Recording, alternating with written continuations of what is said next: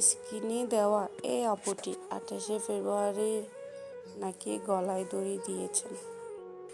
উনি অনেক ভালো ছিল। উনি হচ্ছে আমাদের আলবি ভাইয়ার বউ। আলবি ভাইয়াকে তো সবাই চিনেন, উনি নাটক করে, ছোট ছোট নাটকগুলো করে। এখন কথা হচ্ছে কি এমন ঘটলো যে ভাইয়া আর আপু এত ভালো সম্পর্ক, তারপরও আপু গলায় দড়ি দিয়েছে।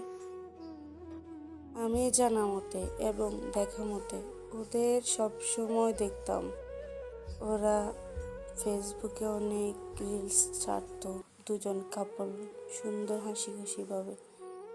কিন্তু কি এমন হলো হাসি খুশির ভিতরে আপুটা মারা গেল? পৃথিবী কি এমনই যে সুন্দর সুন্দর সংসারগুলো ভেঙে যায়? ওনার একটা ছোট্ট বাচ্চাও আছে, তারপর উনি কেন গলায় দড়ি দিল? আলবি ভাইয়া নাকি পরকীয়া করে, পরকীয়ার কারণে একটা জীবন শেষ হয়ে